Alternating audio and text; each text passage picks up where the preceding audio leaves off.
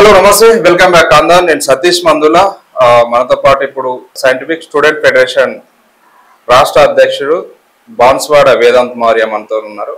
So మరిన్ని విషయాలు వారిని అడిగి తెలుసుకున్నాం. నమస్తే మౌర్య గారు, ఎలా ఉన్నారు? జై భీమ్. బాగున్నాను. జై భీమ్. ఎట్లున్నది మన వేదాంత్ మౌర్య కాందాన్ ఎట్లున్నది? కాందాన్ ఎట్లయినా బాగానే ఉంటది, మన కాందాన్ కదా, మనతో ఉన్నారంటే ఆనందంగా. అదే ఎస్ఎస్ఎఫ్ కాందాన్ ఎట్లున్నది? అది సమాజంలో అసమానతలు పోయేంత వరకు పోరాడుతూనే ఉంటది. మూఢనమ్మకాలు నిర్మూలన అయ్యేంత వరకు ప్రజలతో ఉండి పోరాడుతూ కాందాన్ని పెంచుతూ పోతుంటది. ఓకే, అసలు ఏంది ఎస్ఎస్ఎఫ్ ఆర్గనైజేషన్ పెట్టడానికి ముఖ్య ఉద్దేశం ఏంది? అసలు దీని ఒక ప్రధాన ఉద్దేశం గురించి వాస్తవానికి ఇది 1972లో డాక్టర్ జయగోపాల్ గారు బ్రేవ్ మైండ్ అవార్డు గ్రహీత, అలాగే పెరియార్ అవార్డు గ్రహీత.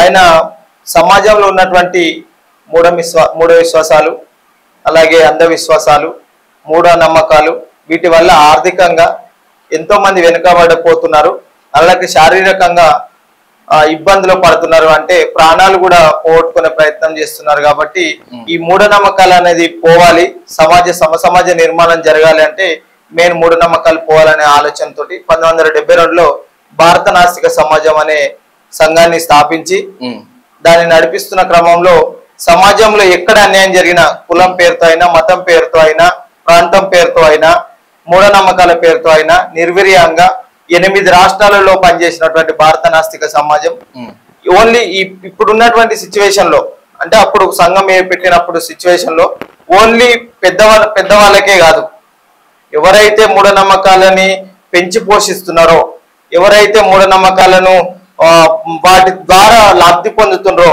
వాళ్ళ బండారాలని బయట పెట్టడం కోసం ఏర్పాటు చేసిన భారత నాస్తిక సమాజానికి అది విలేజ్లలో పెద్ద పెద్ద బహిరంగ కార్యక్రమాలలో, బహిరంగ సభలలో మాట్లాడుతూ చేస్తున్న సందర్భంలో విద్యార్థులలో నేటి బాలలే రేపటి పౌరులు అన్నట్టు విద్యార్థి దశలోనే వాళ్ళు సైన్స్ పైన అవగాహన వస్తూ మూఢనమ్మకాల నిర్మూలన జరిగినట్టయితే, విద్యార్థి దశలోనే వాళ్ళు చైతన్యమైనట్టయితే బాగుంటుందని ఒక ఆలోచనతో ఈ సైంటిఫిక్ స్టూడెంట్ ఫెడరేషన్ అనేది విద్యార్థి దశలో ఉన్నటువంటి వాళ్ళందరి దగ్గరికి వెళ్ళాలనే ఒక ఆలోచనతో 2004 ఫిబ్రవరి 17న ఈ సంఘాన్ని స్థాపించడం జరిగింది. ఓకే, మౌర్య, ఈ మూఢనమ్మకాల వైపు ఎందుకు రావాల్సి వచ్చింది? అంటే ఈ ఆలోచన ఎట్లా వచ్చింది? అసలు మీరు చదువుకుంటే మీ చదువు నేపథ్యం ఎట్లా, ఎంతవరకు చదువుకున్నారు? అంటే ఇటువైపు రావడానికి ప్రధానంగా కారణం ఏంది అసలు? వాస్తవానికి నేను 2017లో డిగ్రీ చదివేటప్పుడు అప్పటి వరకు నేను ఆస్తికుని, ఇప్పుడు నాస్తికుని. అంటే నా పైన మూఢనమ్మకాల ప్రభావం అనేది నేను 7వ తరగతి 6వ తరగతి చదువుతున్నప్పుడే నా పైన పడింది. అప్పటి నుంచే నా మైండ్ లో ఉన్నది ఆలోచనలు, అంటే ఈ మూఢనమ్మకాలు, ఈ దయ్యము, దేవుడు ఇవన్నీ లేవు, వాటి వల్ల ఎలాంటి ఉపయోగం లేదు, వాటి వల్ల మనకేం జరుగుతుంది, నష్టమే జరుగుతుంది తప్ప లాభం జరుగుతుంది అని మైండ్ లో ఉండేది తప్ప బయటికి నేను ఒక నాస్తికుడుగానో, లేకపోతే ఒక నాయకుడుగానో, లేకపోతే విద్యార్థి నాయకుడుగానో బయటికి వచ్చింది లేదు. కాకపోతే చిన్నగా ఉన్నప్పటి నుంచి నేను ఫస్ట్ సెకండ్ క్లాస్ నుంచి నాకు లీడర్ క్వాలిటీస్ ఉన్నాయి.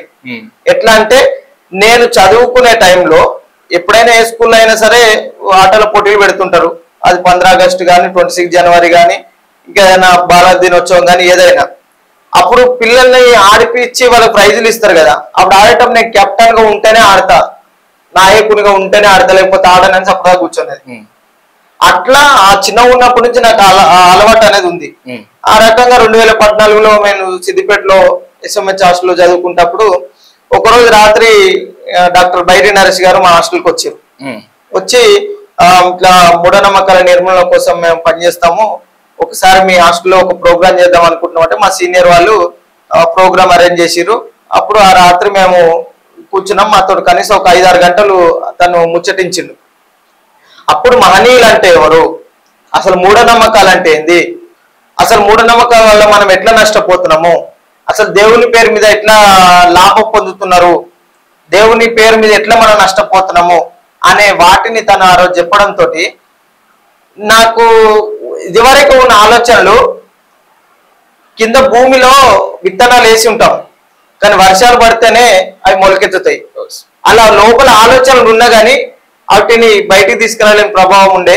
అది బైరి నరేష్ గారి వల్ల నాకు అవి అవును నిజమే కదా, మనం ఈ రకంగా వెళ్తే తప్పేముంది, ఈ రకంగా వెళ్దామనే ఒక ఆలోచనతోటి ఆ రోజుల నుంచి నేను మూఢనమ్మకాల నిర్మూలన కోసం పనిచేస్తూ సమాజ నిర్మాణంలో భాగమవుతున్నాను. మౌర్య గారు, అసలు మూఢనమ్మకాలు అంటే ఏంటి? మూఢనమ్మకాలని దేన్ని అనాలి? ఇప్పుడు మూఢనమ్మకాలు అంటే ఇప్పుడు మనం బయటికి వెళ్తున్నాం, బయటికి ఏదో అర్జెంట్ పని ఉండడమో లేకపోతే ఏదో పని చేసుకోవడం కోసం బయటికి వెళ్తున్నాం.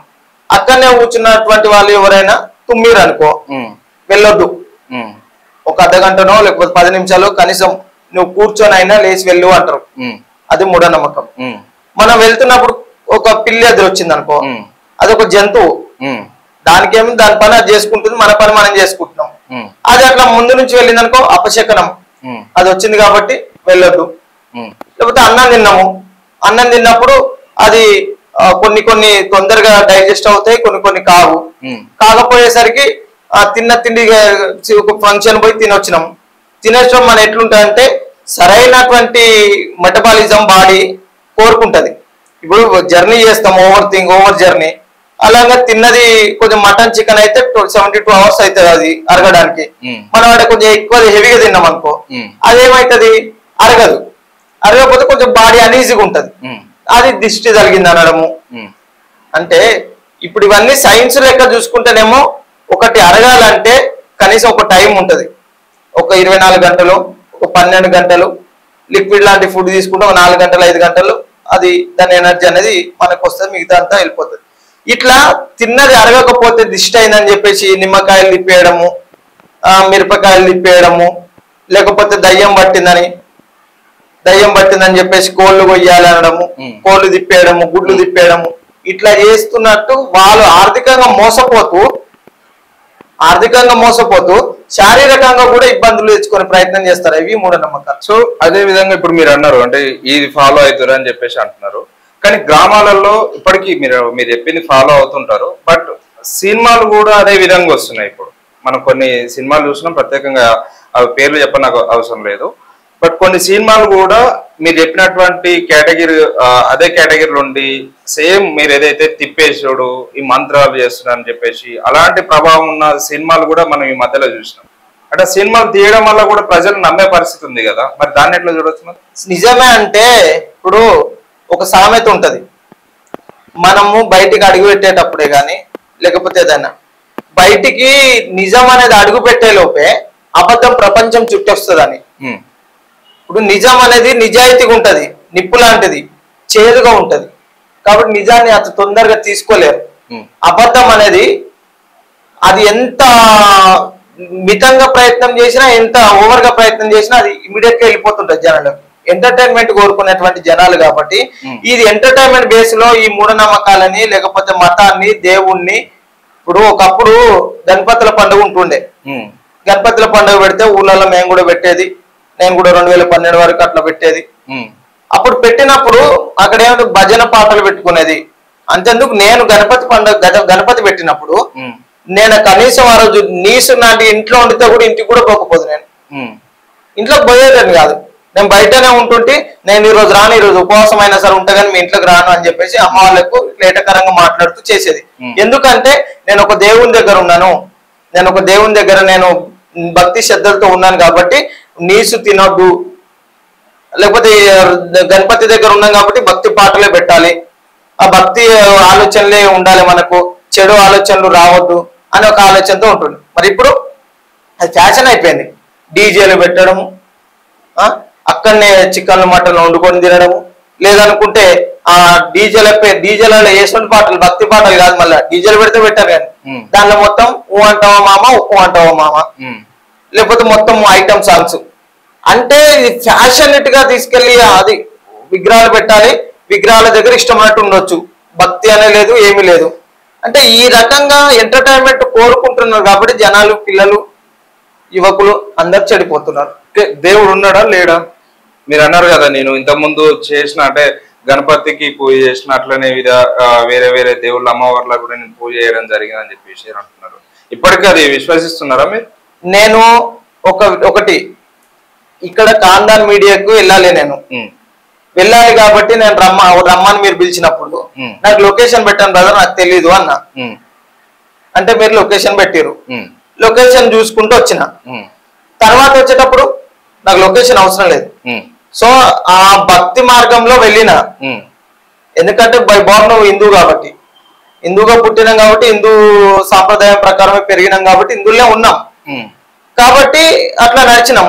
ఆ హిందువులలో నిజం ఎంతుంది, అబద్ధం ఎంతుంది, లేకపోతే దాంట్లో మనకి ఏముంది ఏమి లేదు అని తెలుసుకున్న తర్వాత నాకు అది నచ్చలేదు. నాకు భావపట్టణ స్వేచ్ఛ ఉంది మాట్లాడడానికి, జీవించే హక్కు ఉంది జీవించడానికి, మత స్వేచ్ఛ ఉంది మతాన్ని మారచ్చు మారకపోవడానికి. నాకు ఆ హిందూయిజంలో ఉన్నటువంటి కొన్ని నచ్చక నేను హిందూయిజాన్ని వద్దనుకున్నాను. ఆ దేవుడు దయ్యం అనేది నిజం కాదని అనుకున్నాను కాబట్టి నేను నాస్తికులుగా మారి నేను నాస్తికులుగా జీవిస్తున్నాను. అట్లా అని చెప్పేసి ఎదుటోళ్ళని మీరు మారిందాక కాదా నేను ఇబ్బందులు పెట్టట్లేదే. అంటే మీ లైఫ్ లో నాస్తికుడిగా మారడానికి బలమైన కారణం ఏంది అసలు? అంటే మీకు ఏమన్నా ఎక్స్పీరియన్స్ అయినా? చిన్న ఉన్నప్పుడు అయింది. నేను 7వ తరగతిల టైంలో బేసిక్ గా అందరూ ఏదో ఒక పని చేసుకొని ఏదోలా ఉండాలి, మిడిల్ క్లాస్ ఫ్యామిలీలు కదా, ఏదో ఒకటి చేసుకుంటే కనీసం ఖర్చుల కన్నా వస్తాయి అనే కాన్సెప్ట్ లో అందరు బ్యాండ్ కొట్టడము, తర్వాత డప్పులు కొట్టడము, లేకపోతే పార పనులకి వెళ్ళడము, అలా పత్తులు తీయడము, పల్లికాయ దింపడానికి వెళ్ళడము, పొలాలు కొట్టడము, ఇటువంటి పనులు చేసేది పల్లెటూళ్ళలో. అయితే నాకు ఎందుకు శబ్దం అన్న ఆ బ్యాండ్ అన్న ఏమన్నా బ్యాండ్ కొడుతురు అంటే కాలు ఆగదు అసలుకే. మంచిగా డాన్స్ చేయాలి, మంచిగా ఎంజాయ్ చేయాలి అనే కాన్సెప్ట్ ఉంటది. అట్లా మా ఇంటి పక్కన ఉన్న వాళ్ళు మా వాళ్ళందరూ బ్యాండ్ కొట్టడానికి వెళ్తుంటే అదే నేను కూడా వస్తా అని చెప్పేసి అంటే నీకు రాదు కదా అంటే ఒక 2-3 సార్లు తీసుకెళ్ళారు. మంచిగా చిన్నగా నేను తాచ కొడతా నాకు వచ్చు. అట్లా కొడితే వాళ్ళు ఏమన్నా అంటే ఒక పెళ్లి ఉందిరా, మరి పెళ్లికి వెళ్దాం, మీకు డబ్బులు వస్తాయి ఇస్తాం నీకు, ఎట్లాగ సెలవులే కదా వెళ్దాం, వినాయక చవితి సెలవులే కదా వెళ్దాము అంటలకే సరే నడువు దాని ఏముందని చెప్పి నేను వెళ్ళిన. వెళ్ళి బ్యాండ్ కొట్టడానికి వెళ్ళినాం. బ్యాండ్ కొట్టడానికి వెళ్తే వాళ్ళు డబ్బులు ఇచ్చేదేమో కానీ ఆరోగ్యం మాత్రం మంట కలిసిపోతుంది. ఎందుకంటే 24 గంటలు నిద్ర ఉండదు. వాళ్ళు ఎప్పుడు కొట్టమంటే అప్పుడు కొట్టాలి, చిన్న పడుకున్నప్పుడు లేవాలి. ఇట్లా చేస్తే నేను అక్కడికి వెళ్ళే వాళ్ళ నా బాడీలో ఉన్నటువంటి మెటబాలిజం దెబ్బతిన్నది. ఎందుకంటే ఒక టైం కు మన ఇంటికాడ ఉంటే పొద్దుగా లేవగానే అమ్మ చాయ్ చేస్తే తాగుతాం, టిఫిన్ చేస్తాం, మధ్యాహ్నం తింటాం, రాత్రి తింటాం, అట్లా ఉండదు. వాళ్ళు పెట్టినప్పుడే తినాలి, అది అయినప్పుడే తినాలి. అట్లా నేను సరిగా తినకపోవడము, అట్లా కొట్టడం వల్ల నాకు బాగా హెల్త్ ఇష్యూస్ వచ్చినాయి. వచ్చి ఇంటికి రాగానే ఇంటికి వచ్చిన తర్వాత మోషన్స్ అండ్ వామిటింగ్స్ విపరీతం. అప్పుడు ఏదో ఫంక్షన్ ఉండడం వల్ల అమ్మ నాన్న ఊరెళ్ళారు, నేను మా చిన్నాన్న మాత్రమే ఉన్నాం. అప్పుడు మా చిన్నాన్న హాస్పిటల్ తీసుకెళ్ళిండు. హాస్పిటల్ తీసుకెళ్తే వాళ్ళు వామిటింగ్ మోషన్స్ అయితేనంటే గ్లూకోజులు పెట్టిన ఇంజెక్షన్స్ ఇచ్చారు. అక్కడ తగ్గుతలే అని జోగిపేట ఉంటది ప్రభుత్వ ఆసుపత్రి, అక్కడికి రాస్తే నా అంబులెన్స్ లో తీసుకెళ్ళి మా అన్నయ్య అక్కడ చూపించాను. చూపించిన తర్వాత అక్కడికి వెళ్ళినాక ఇంజెక్షన్స్ పెట్టి కొంచెం రికవర్ అవుతుంది. రికవర్ అవుతున్న క్రమంలో అమ్మ వాళ్ళు ఊరు నుంచి వచ్చేసిరు, మా అన్నయ్య వాళ్ళు హైదరాబాద్ లో ఉంటారు, మా పెద్దన్న వాళ్ళు వచ్చేసిరు. వచ్చేసిన తర్వాత అక్కడనే ఉంచితే నేను క్యూర్ అయ్యేటోని కావచ్చు మేబీ. అక్కడ ఉంచకుండా అయ్యో మోషన్స్ అండ్ వామిటింగ్స్ అవుతున్నాయంటే కొడుకుకి ఎవడో బాణమతి చేసినట్టున్నాడు, ఎవడేదో చేసిందని చెప్పేసి నన్ను అక్కడ నుంచి నిజాం సాగర్ అని ఉంటది బాన్స్వాడ దగ్గర. ఇప్పుడు ఏది భానుమతి అంటే చేతబడి, చేతబడి, బాణావతి, చిల్లంగి అంటారు అనమాట. ఒక్కొక్క ప్రాంతంలో ఒక్కొక్కలా. అట్లా నన్ను అక్కడికి నిజామాబాద్ దగ్గర తీసుకెళ్లి ఒక బాబా దగ్గర కూర్చునబెట్టి, వాస్తవానికి నాకు నిలబడే స్తోమత లేదు, కూర్చునే స్తోమత లేదు, ఏ మాత్రం కూర్చున్న వామిటింగ్స్ అవుతున్నాయి, మోషన్స్ అవుతున్నాయి. అసొంటిది అసలుకే కోతి అంటే కోతి చేష్టలే విచిత్రంగా ఉంటాయి, అది కళ్ళు తాగితే ఎట్లుంటది అట్ట అయిపోయింది నా పరిస్థితి. ఇంకా అక్కడ తీసుకెళ్ళిరు, నేను కూర్చోలేకపోతున్నా, నించోలేకపోతున్నా. ఆటోలో డిక్కీ ఉంటది కదా వెనకాల, ఆ డిక్కీలో పడుకోబెట్టుకొని తీసుకెళ్ళిరు. తీసుకెళ్లి అక్కడ వాటితోటి తాయితలు కట్టించారు, ఏదో మంత్రాలు చేసిండు. వానికి మళ్ళీ 500-1000 రూపాయలు ఇచ్చిర్రు. ఇచ్చేసి మళ్ళీ తీసుకొని ఇంటికి తీసుకొచ్చారు, తగ్గుతుంది అని. అటు తగ్గుతుంది పోవడానికి. ఇంటికి వచ్చినాక 70% నాశనమైన నా ఆరోగ్యము అక్కడ పోయేచ్చాక 90% ఖరాబ్ అయిపోయింది. 10% మాత్రమే నేను మనిషిలా ఉన్నా అంతే. అది మళ్ళీ హాస్పిటల్ తీసుకెళ్తే ఏందా దుర్గా నువ్వు కొడుకును సంపుతావా ఏం చేస్తావా అని చెప్పేసి అంటే, ఏమైంది సార్ అంటే మొన్న మంచిగా ఉండే ఇప్పటికి ఇంకా మళ్ళా ఖరాబ్ అయిపోయాడు, పెద్ద ఆసుపత్రి తీసుకో అని చెప్పి సంగారెడ్డికి రాశారు. సంగారెడ్డికి రాస్తే సంగారెడ్డికి పోయిన తర్వాత నన్ను చూసిన తర్వాత స్ట్రెచ్చర్ పైన నన్ను ముట్టుకుంటలేరు వాళ్ళు డాక్టర్ వాళ్ళు. ఏమైంది సార్ అంటే మీరు ఈ అబ్బాయి చనిపోయినా పర్లేదు అని అనుకొని నాకు సంతకం పెట్టినట్టయితే మేము ట్రీట్మెంట్ స్టార్ట్ చేస్తాము, లేకపోతే చేయము అంటారు. అప్పుడు మా అన్నయ్య కొంచెం చాకచక్క నేను పెడతా సార్, ఏదున్నా నేను చూసుకుంటా సార్ అని చెప్పి మా పెద్ద అన్నయ్య చెప్పి నన్ను లోపల పంపించేస్తే నన్ను పోయిన తర్వాత గ్లూకోజులు పెట్టి నన్ను వాళ్ళు క్యూర్ చేసారు. అంటే నేను ఇంకొక 2 రోజులు అదే మూఢనమ్మకం పేరుతో ఇంకొక బాబా దగ్గరకు ఒక్కటైనా వెళ్తే ఈరోజు ఇక్కడ ఉండేటోని కాదు. అంటే ఈ మూఢనమ్మకాలు అనేది పల్లెటూర్లలో చాలా ఎక్కువగా ఉంటాయి. ఎవడన్నా మంచిగా బతుకుతుండంటే వాని బాణవతి చేసిండ్రు రాబోయ్, లేకపోతే ఎవడన్నా చెడుగా ఉండంటే వానికి బాణవతి చేయాలి రాబోయ్ అని చెప్పేసి ఊర్లలోనే, లేకపోతే ఎవడన్నా మంచిగా ఉండనుకో వాడు బాణవతులు చేస్తాడు, వాడు చేతపదులు చేస్తాడు అని పుకార్లు పుట్టియడం, లేకపోతే వానికి మంత్రాలు వస్తాయి, వాడు దయ్యాలతో మాట్లాడతాడు, వాడు దేవుళ్ళతో మాట్లాడతాడు అని ఇట్లా చేస్తూ ఊర్లలో చాలా మంది డబ్బులు సంపాదించుకున్న వాళ్ళు ఉంటారు, డబ్బులు కూడగొట్టుకునే వాళ్ళు 90% ఉంటారు. ఆ ప్రభావం నా మీద పడ్డది కాబట్టి నేను ఈ రోజు మూఢనమ్మకాల నిర్మూలన కోసం పనిచేయడానికి ఆస్కారం. ఓకే, ఇప్పుడు ఈ నాస్తికులు అయితే, ఇప్పుడు ఏదైతే మీరు నాస్తికులు అన్నారు, సో ఈ నాస్తికులది కూడా వీళ్ళు ఎవరైతే ఇప్పుడు మీరు అన్న వాళ్ళు మూఢనమ్మకాలను స్ప్రెడ్ చేసుకుంటా అంటే జీవితాలు, కొంతమంది జీవితాలతో చెలగాట మాడుతారు, ఆర్థికంగా బలపడుతారు అని మీరు అంటున్నారు. ఈ నాస్తికులు కూడా ఒక సపరేట్ యూనియన్ గా ఏర్పడి వీళ్ళు కూడా వీళ్ళని ఒక ఫామ్ చేసుకొని ఆ నాస్తిక అంటే మూఢనమ్మకాలు నిర్మించడం ఏమో కానీ వీళ్ళు కూడా ఆర్థికంగా లాభ పొందుతున్నారనే వార్తలు కూడా వస్తున్నాయి. అది ఎవరో నీకు చెప్పిన వాళ్ళు కానీ అది రాంగ్. మేబీ మీరు చూసిన వాళ్ళు ఏమైనా ఉంటే వారు ఎవరైనా కరెక్ట్ అయ్యి ఉండొచ్చు మేబీ, కానీ నాస్తికుడు అనేవారు వాని స్వలాభం కోసం పనిచేయడం మాత్రం ఉండదు. వాడి జాతి జాగృతమో సమాజ జాగృతమో ఈ ప్రపంచ జాగృతం కోసం మాత్రమే పనిచేస్తాడు తప్ప పైసలు దన్నుకొని వెనకాల వేసుకొని తిరిగేవాడైతే ఉండడు. వాడు నిజమైన నాస్తికుడు కాదు. నాస్తికులు ఎప్పుడైనా ఒక నీతి కోసం, నిజాయితీ కోసం, నిబద్ధతతో పనిచేసేవాళ్ళు నాస్తికులు. అది అల్టిమేట్ ఫైనల్.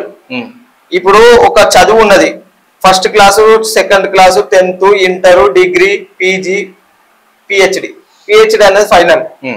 అట్లా నాస్తికుడు అనేటోడు ఆస్తికుడుగా ఉండి ఉండి ఉండి నాస్తికుడు అయినట్టు వల్ల మళ్ళీ వాడు ఆస్తికుడు అవ్వడు. ఎందుకంటే అది ఫైనల్ అల్టిమేట్.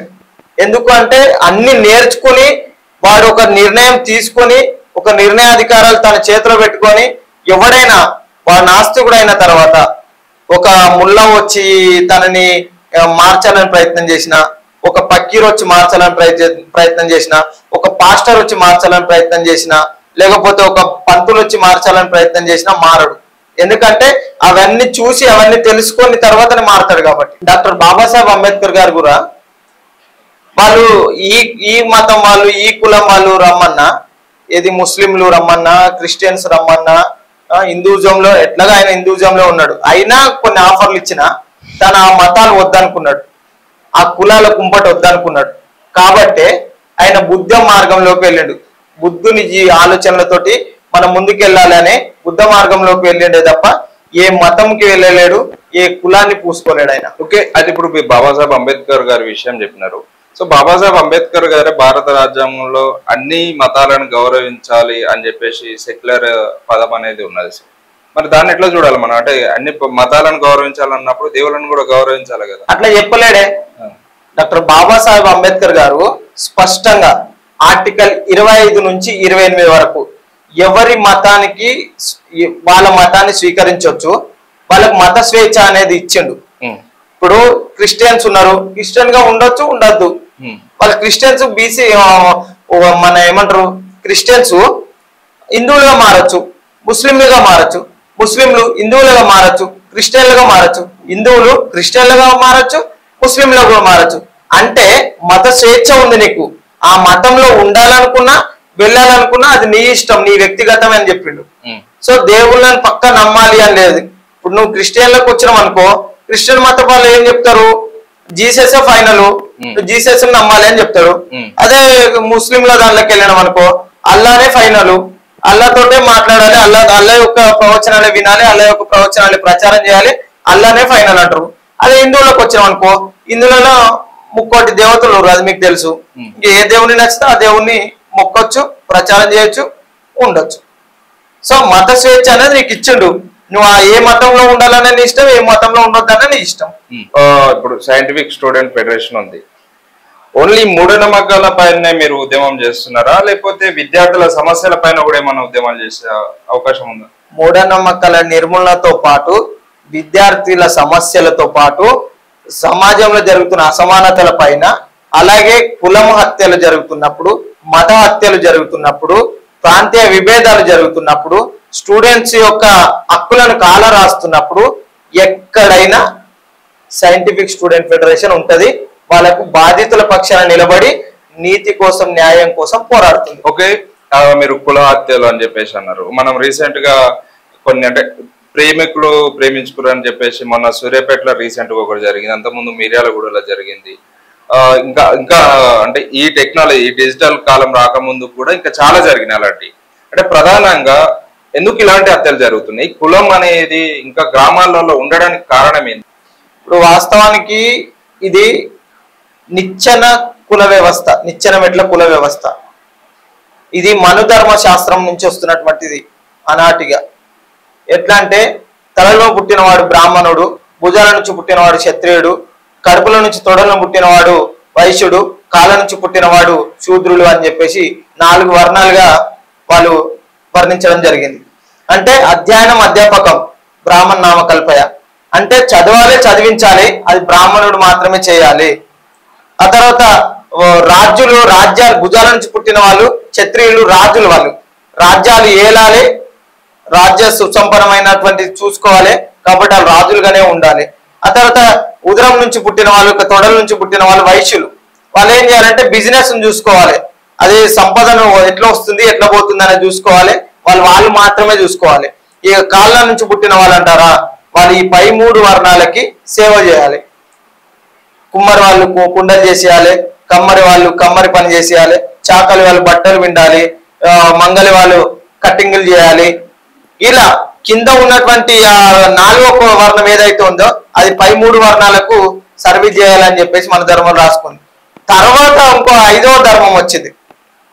4 వర్ణాలతో 5వ వర్ణం ఏంటంటే ఈ పై 3 వర్ణాలకు 4వ వర్ణానికి పుట్టిన అక్రమ సంతానమే ఈ 5వ వర్ణం. అంటే వాళ్ళు దాన్ని అప్డేట్ చేస్తున్నారు, ఎక్స్టెండ్ చేస్తున్నారు, కానీ మళ్ళీ అక్కడనే బానిసలుగా మనల్ని ఉంచే ప్రయత్నం చేస్తున్నారు. అంటే ఈ అంత బ్రాహ్మణికల్ కల్చర్ ఎట్లా అంటే వాళ్ళు మనల్ని చదవనీయలేరు. ఇప్పుడు ఎస్సీ ఎస్టీ బీసీ మైనార్టీలను చదివితే నోట్లలో ఉన్నటువంటి నాలుకలను పోసిరు, చదువును వేదాలను వింటే చెవులలో సీసం పోసిరు. ఎందుకంటే వీళ్ళు ఎస్సీలను అయితే ఇంకా ఘోరంగా ఊర్లకే రానియలే, కనీసం ఊర్లకు రానియకుండా ఊరికి బయటకు నెట్టివేయబడ్డారు. ఒకవేళ వాళ్ళు చాతుర్మాన వ్యవస్థ ఉన్నప్పుడు కానీ, మనధర్మ వ్యవస్థ ఉన్నప్పుడే కానీ వాళ్ళు ఒకవేళ ఎస్సీలు మాలమాదిగలు ఊళ్ళకి రావాలంటే మిట్ట మధ్యాహ్నం 1 గంటలకు మాత్రమే రావాలి. ఆ 1 గంటలకి ఎందుకు రావాలంటే ఆ ఎండ అనేది పైన తలపైన పడ్డప్పుడు అది నీడ అనేది భూమి మీద పడదు కాబట్టి. అంటే ఆ చండాలుడు ఊర్లోకి వచ్చినట్టయితే ఆ వ్యక్తి నీడ భూమి మీద పడితే భూమి కలుషితం అవుతుంది. ఆ వ్యక్తి ఊర్లోకి వచ్చేటప్పుడు మూతికి ముంత కట్టుకోవాలి.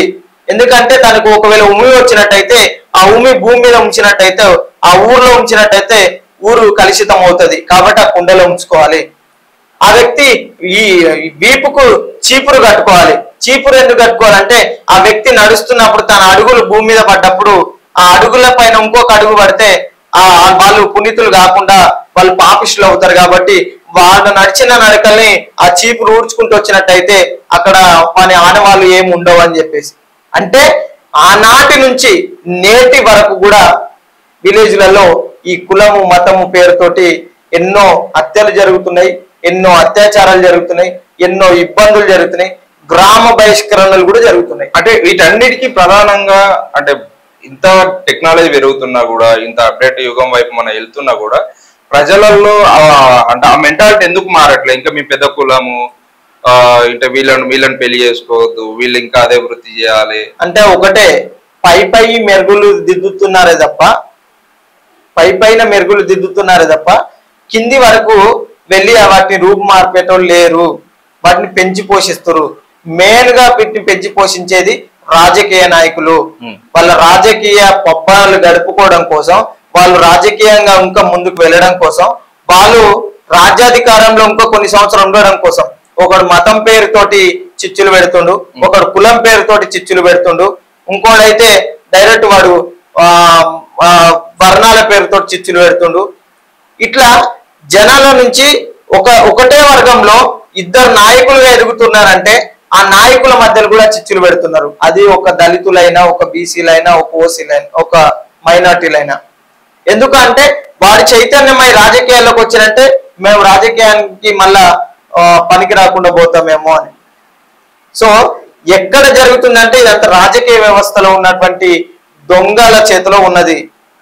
ఇదంతా బక్వాస్ ముచ్చట్లు చెప్తూ జనాలను మోసం చేస్తూ జనాల యొక్క ఆర్థిక వ్యవస్థని దెబ్బతీస్తూ ఇట్లా చేస్తున్నటువంటి రాజకీయ వ్యవస్థ మారేంత వరకు ఇది మారదు. ఒకప్పుడు ఓట్లు వేయించుకోవాలంటే ఇప్పుడు కాంగ్రెస్ ఒక 50 ఏళ్ళు 70 ఏళ్ళు పాలించింది. ఆ తర్వాత బీజేపీ వచ్చింది. బీజేపీ వచ్చిన తర్వాత ఎన్ని మతాల పేర్లతో సెక్యులర్ పార్టీ అని చెప్పేసి కాంగ్రెస్ చెప్పేది. ఇప్పుడు బీజేపీ వచ్చి ఏం చేస్తుంది? మొత్తం కులాలను పేరుతోటి నొల్లీలు పెట్టేయడము, లేవో మతాల పేరుతో నొల్లీలు పెట్టేయడము, దేవుళ్ళ పేర్లతో నొల్లీలు పెట్టేయడము, ఇంకో ఇష్టం ఎవరికి నచ్చినట్టు వాళ్ళు చేస్తూ సమాజాన్ని భ్రష్టు పట్టిస్తున్నప్పుడు ఇంకేడ మారుతా బ్రదర్? ఇప్పుడు మార్చాల్సిన చూడు, వడ్డించేటోడు మనోడైతే ఏ మూలనున్న ముక్క పడుతుంది మొక్క పడుతుంది అని అంటాం. మరి వడ్డించేటోడు అసలుకే ముక్క బొక్క వేయకపోతే సూపే కదా పడేది. అంటే నేను వండినా ఇది మటనే, నీకు మటన్ వేస్తున్నా అని చెప్తున్నాడు. వండింది వాస్తవం, మేకను కోసి మటన్ వండిండు, కానీ వేసేటప్పుడు సూప్ మాత్రం పోస్తుండు. అంటే చెప్పడానికి మాత్రం మేము కులాన్ని మాఫీ చేస్తాము, మేము మతాన్ని మాఫీ చేస్తాము, ఒకటే నేషన్ ఒకటే ఓట్ అంటున్నాడు. మరి ఒకటే కులం చేయమంటున్నా నేను అదే మోడీ గారికి. ఇప్పుడు వడ్డించేటోడు మోడీ కదా, మోడీ గారిని బీజేపీ ప్రభుత్వాన్ని నేను అడుగుతున్నా, ఒకటే కులం చేయు. నువ్వు అది బాపన కులం పెడతావా, లేకపోతే రెడ్డి కులం పెడతావా, లేకపోతే ఒక బీసీ కులం కమ్మరో కుమ్మరో చాకలో మంగలో పెడతావా, లేకపోతే ఒక ఎస్సీ మాదిగనో మాలనో పెడతావా, అంతకంటే కింద సబ్ కాస్ట్లలో పెడతావా? ఏదో ఒకటి పెట్టు. ఒకటే నేషన్, ఒకటే ఓటు, ఒకటే కులం. క్లియర్ కదా? ఏ తర్వాత ఇన్ని కులాలు ఉండవు, ఇన్ని మతాలు ఉండవు, ఇన్ని కొట్లాటలు ఉండవు, ఏముండవు.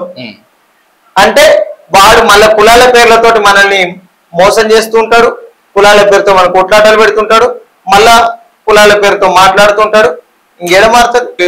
మనం ఈ మధ్యలో చూసినాము, కానీ హైదరాబాద్ పట్టణంలో ఒక అంటే ఫ్యామిలీ కుటుంబం మొత్తం 4 ఆత్మహత్య చేసుకోవడం జరిగింది, ఆర్థిక ఇబ్బందులు. ఆ ఏపీలో కూడా 2 పిల్లలు సమాజంతో పోటీ పడట్లేకపోతున్నారు అని చెప్పేసి తండ్రి అత్యంత క్రూరంగా వాళ్ళని చంపడం జరిగింది. అది చూస్తేనే మనకి అంటే మనసు అనేది చలించిపోతుంది. సో ఎందుకు అంటే బేసికల్ గా ఎందుకు మెంటాలిటీ ఇట్లా మారిపోతుంది ప్రజలది? అంటే ఆర్థిక సంక్షోభం వస్తుందంటే ఆత్మహత్యలు ఎందుకు వాళ్ళకి గుర్తొస్తున్నాయి? వాస్తవానికి మన వాళ్ళు చాలా ఎంటర్టైన్మెంట్ కోరుకుంటున్నారు, సుఖజీవులుగా బతకాలనుకుంటున్నారు, కానీ కష్టం చేయాలని అనుకోవట్లేదు.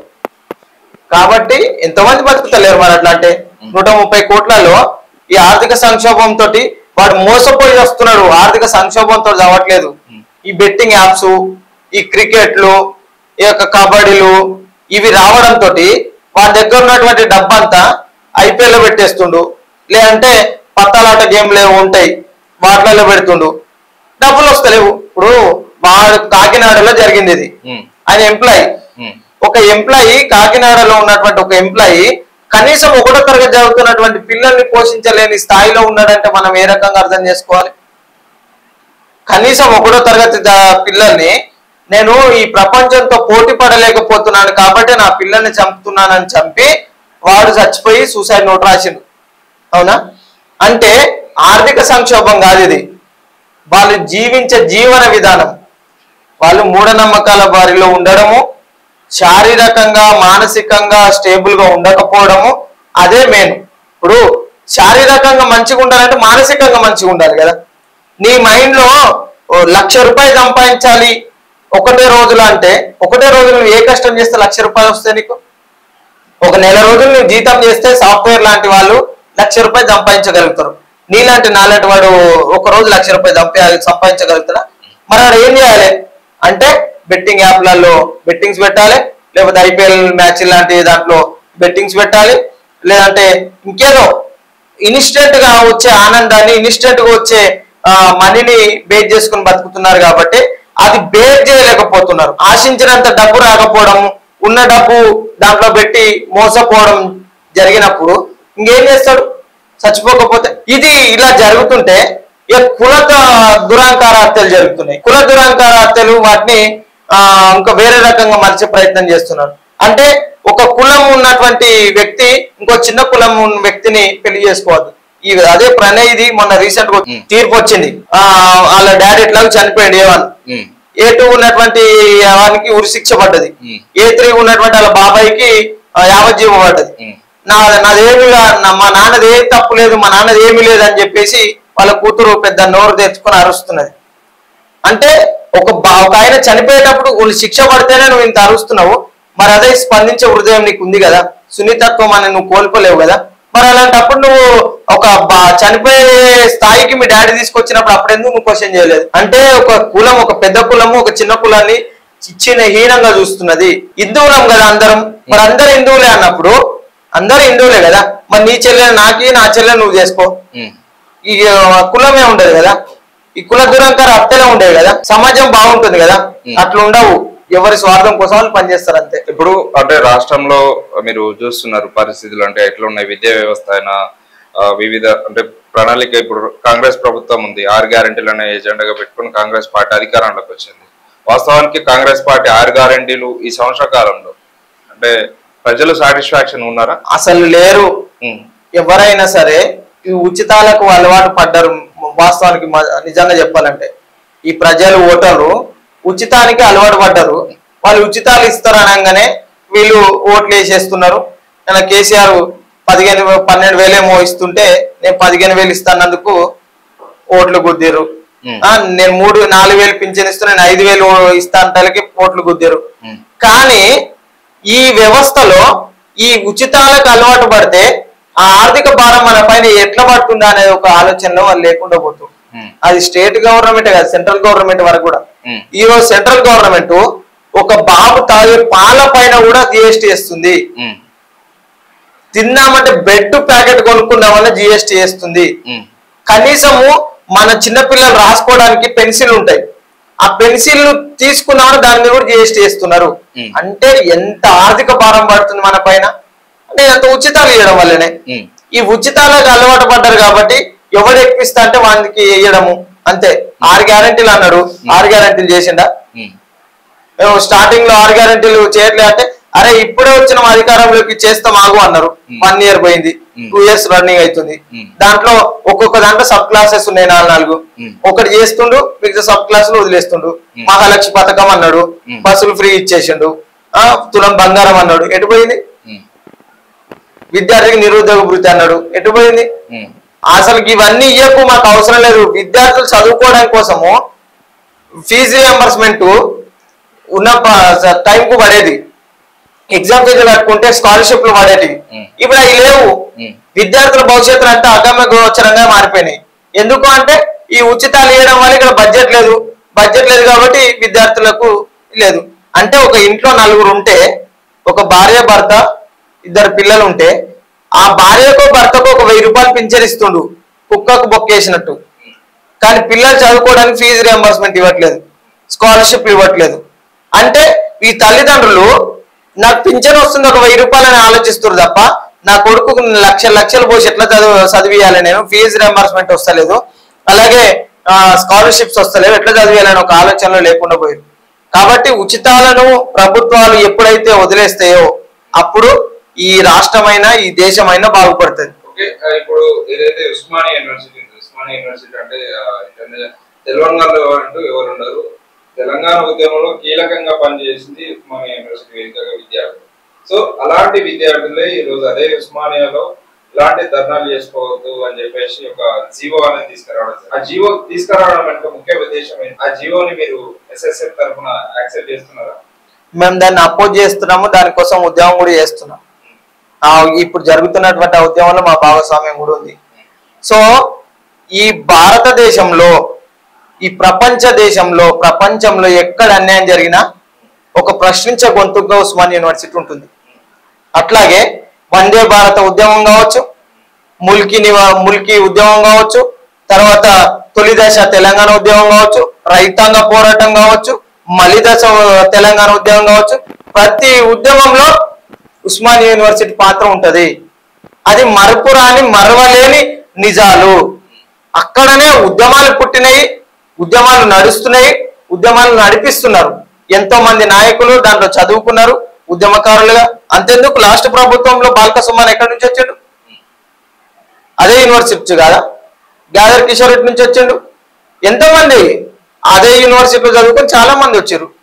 అట్లా విద్యార్థి ఉద్యమాలలో ఎక్కడ అన్యాయం జరిగినా స్పందించడానికి ఒక వేదిక ఉన్నటువంటి ఉస్మాన్ యూనివర్సిటీలో నువ్వు నినాదాలు చేయొద్దు, ధర్నాలు చేయొద్దు, రాస్తారోకలు చేయొద్దు. అంటే నువ్వు చెప్పిందే వినాలి, నువ్వు చేసిందే వినాలి, నువ్వు చేసిందే చేసిన అంటే కలుస్తా. నువ్వు నీ డీన్ ఆఫీసులలో మాకు ధర్నాలు చేయొద్దు, మీరు మా రూమ్ లోకి వచ్చి మాట్లాడొద్దు, అసభ్యకరమైన పదాలు వాడద్దు అంటే ఒక వ్యక్తి ఉన్నారు. ఇప్పుడు పిహెచ్డి స్కాలర్స్ ఉన్నారు, 18, 19 బ్యాచ్ ఉన్నారు, 17 బ్యాచ్ ఉన్నారు. వాళ్ళకు కరోనానే 2 సంవత్సరాలు కరోనానే పోయింది. వాళ్ళ ఫెలోషిప్లు వస్తలేవు. ఫెలోషిప్ రానప్పుడు ఎట్లా పిహెచ్డి కంప్లీట్ చేస్తారు? పిహెచ్డి కంప్లీట్ చేయడం కోసం నాకు 1 year 2 years, ఒక 1 year 6 months అయినా మాకు ఎక్స్టెన్షన్ ఇవ్వమని చెప్పేసి పిహెచ్డి స్కాలర్స్ అడిగారు. అడిగితే నువ్వు స్పందించలేదు. అక్కడ ఉన్నటువంటి వీసీ ఏదైనా నాకు పనింది అనుకుంటూ వెళ్తే మరి ఏం చేస్తారు? ఇప్పుడు నీ దగ్గర సమస్య క్లియర్ చేసే సత్తా నీ దగ్గర ఉంది వీసీగా. నువ్వు సమస్యను క్లియర్ చేయాలి కూర్చొని విద్యార్థులని. నువ్వు ధర్నాలు చేయొద్దు, రాస్తారోకలు చేయదంటే వస్తారు. ఎవరైనా నువ్వు తప్పు చేస్తున్నావు అంటే నిన్ను క్వశ్చన్ చేస్తాడు. అట్లాగే వీసీ నియంతృత్వ పాలన చేద్దాం అనుకుంటున్నాడు కాబట్టి అక్కడ ధర్నాలు రాస్తారోకలు చేయాల్సిన అవసరం వస్తుంది. అరే పుట్టినిల్లే అది ఉద్యమాలకు ఇల్లనే కదా ఉస్మాన్ యూనివర్సిటీ. నువ్వు దాంట్లోనే చేయొద్దంటే ఎట్లా? ఆత్మగౌరవం దెబ్బతింటది కదా మాది. కాబట్టి ఉద్యమాలు చేస్తున్నారు, అక్కడ ఉండి పోరాటం చేస్తారు. ఆ సర్క్యులర్ వెనుకకు తీసుకునేంత వరకు అక్కడ ఉన్నటువంటి విద్యార్థి నాయకులు ఎవరు కూడా విడిచిపెట్టే ప్రయత్నం చేయరు. మౌర్య గారు, చివరిగా మీరు మ్యాజిక్ కూడా చేస్తారని తెలిసింది. సో మా కోసం ఏమన్నా మ్యాజిక్ చేసే అవకాశం ఉందా? ఛాన్సెస్ ఉన్నాయా? ప్రజెంట్ అయితే మన దగ్గర ఎలాంటి ఎక్విప్మెంట్స్ లేవు, కానీ నీకోసం ఒక చిన్న మ్యాజిక్ చేసే ప్రయత్నం చేస్తాను. Pen magic. ఇది నేను ఇదేందో చూడు ఫస్ట్. ప్లాస్టికేనా? Plastic pen. ఓకే, ప్లాస్టికే కదా. ఓకే, అబ్రకదబ్రా అబ్రకబ్రా గీల్చు.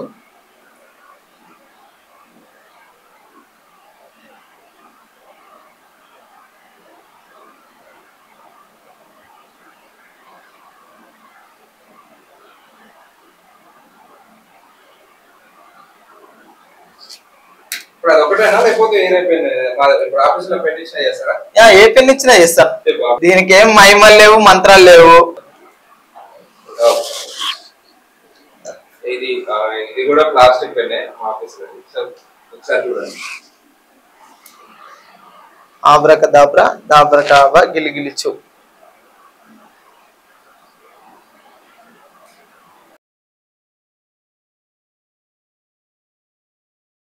సో మేమేం చెప్తామంటే మా దగ్గర ఎలాంటి అతీత శక్తులు లేవు, అలాంటి అతీత శక్తులు ఉన్నాయని చెప్పేసి ఎవరైనా మీ దగ్గరకు వచ్చినట్టయితే మీరు మోసపోవద్దు కాబట్టి చెప్తాం. ఇది ఒక మ్యాజిక్కో లాజిక్కో ఏదో ఒకటి ఉంటే తప్ప అక్కడ రియాక్షన్ జరగదు. ఇది ఏంటంటే ఇది పెన్ను, దీన్ని మిడిల్లో తీసుకొని దీన్ని మళ్ళీ దీంట్లో ఇంకో మిడిల్ తీసుకొని దీన్ని ఇట్లా లూజ్గా పట్టుకొని ఇట్లా చేసినట్టయితే దీన్ని ఇది రియాక్షన్ అనేది జరుగుతుంటది. వస్తుందా? వేవ్స్ వస్తున్నాయా? రబ్బర్ లాగా సాగుతుందా? అంతే తప్ప నేనేదో ఆబ్రకదాబ్రా దాబక్రాబ్రా అని చెప్పేసి దీనికి ఏం శక్తులు రాలేవు. ఇలాంటి శక్తులే చాలా. ఈ శక్తుల పేర్లతోటి మేము నిమ్మకాయలు తీస్తాము, మేము లేకపోతే నోట్లకి లింగాలు తీస్తాము, లేకపోతే మేము ఇంకా పై నుంచి విభూతిని సృష్టిస్తాము, లేకపోతే కాయిన్స్ తీస్తాము అని చెప్పేసి ఇలాంటి పేర్లతోటి మీ మెడలో ఉన్నటువంటి బంగారాన్ని డబల్ చేస్తామని చెప్పేసి మీకు దగ్గర సుఖ సంతోషాలు లేవు, మీరు ఇంకా నరకంలో ఉన్నారు, మీరు ఇంకా ఇబ్బందులలో ఉన్నారు అని చెప్పేసి మాయ మాటలు చెప్పి జనాలను మోసం చేయడానికి వస్తారు. కాబట్టి మీరు ఇవన్నీ లాజిక్ తో కూడుకున్న మ్యాజిక్లే తప్ప ఇవి అతీత శక్తులు కాదు, వీటిని మీరు నమ్మొద్దు అని నిరంతరం గత 12 సంవత్సరాలుగా నేను, గత 20 సంవత్సరాలుగా మా SSF, గత 52 సంవత్సరాలుగా భారత నాస్తిక సమాజం సమాజం పనిచేస్తూ ఈ సమాజంలో ఉన్నటువంటి మూఢనమ్మకాలని, మూఢ విశ్వాసాలని, అంధవిశ్వాసాలని పోరగొట్టే ప్రయత్నం చేస్తున్నే తప్ప మా దగ్గర ఎలాంటి అతీత శక్తులు లేవు. నేను దీంట్లో డిప్లొమా కూడా చేశాను పొట్టిశ్రీరామ్ తెలుగు యూనివర్సిటీలో. దీనిపైన డిప్లొమా కూడా చేశాను. నేను mass musician and professional musician also. Thank you so much Maurya గారు. విలువైన సమయం కాందానికి ఇచ్చినందుకు కాందన్ మీడియా ప్రత్యేకమైన ధన్యవాదాలు తెలియజేస్తున్నాను. సో ఇది చూసారు కదా బాన్స్వాడ మౌర్యతో స్పెషల్ ఇంటర్వ్యూ. నేను సతీష్ మందుల, ఇది మన కాందా.